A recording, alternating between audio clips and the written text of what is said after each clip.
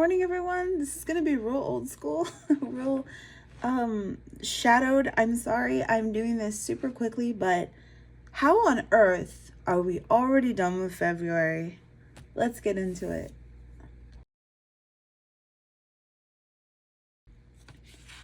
Oh man, all right. So it is already March 5th. Can you believe it? I was on vacation the 1st of March, so I didn't get to do a proper February wrap up, but I have to say something at like love on myself real quick.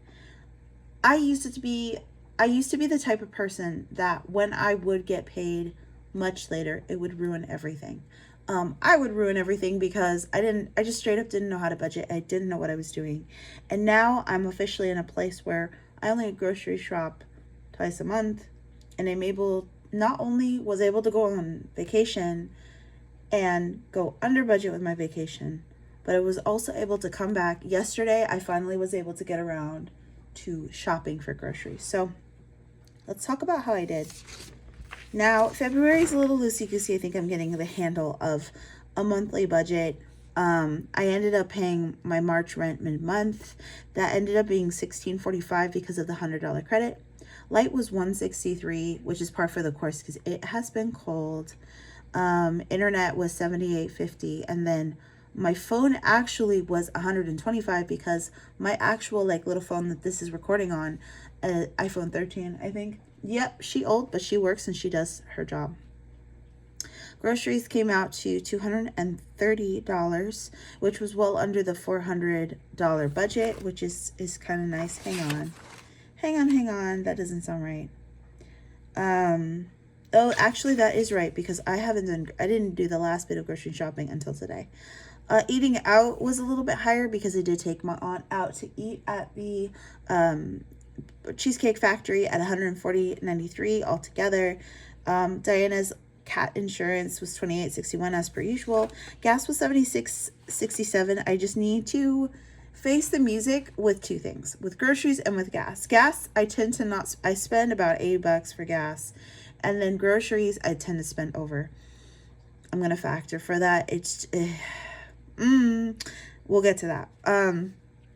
Adobe was $66. I really need to revisit Adobe because I still have Substance Painter taking money out. Vacation ended up being $12.92. I kind of wrote this out before I left.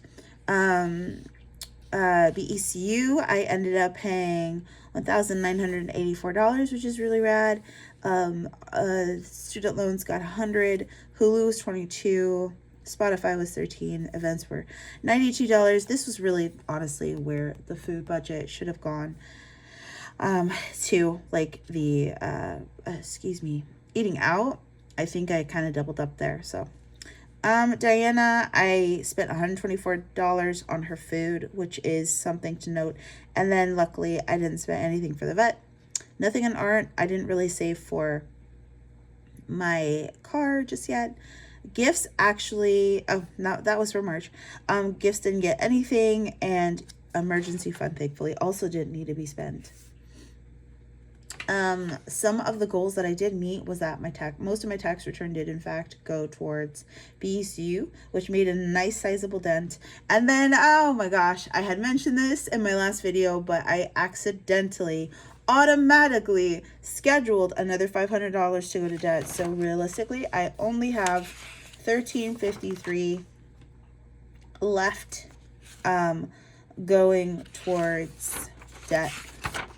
Now, I did this little chart yesterday, and rent and debt were just about equal in terms of how much was taken out, and then bills, and then his food, car, and personal. So it's just kind of a visual of how I've been doing, and I think I'm on track, which is so exciting. March, I'm going to be so honest, like the setup for March was a struggle because mentally I'm still recovering from vacation time, but I will say this, that I'm very excited for it. I am projecting to be totally consumer debt free by my first check in March. So we'll get into that because I want it to go away, and I have been paying rent for the next month mid-month. I don't need to do that. The only person that's making happy is the landlord, so she can wait. But I invested in another stock, just using some of the stock money that I had. It's a weird time to talk about stocks, y'all, because but you know, I really want to be debt free this month, and I'm already humming and hawing over what I want to do with a consumer debt free check.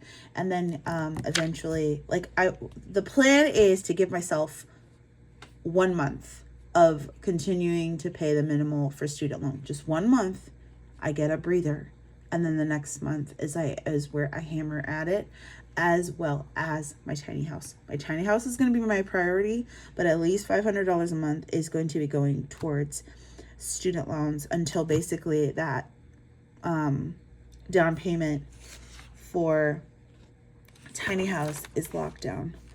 I don't know how we already got to March without me planning anything else out, but I am not really counting vacation money towards March. It was part of the vacation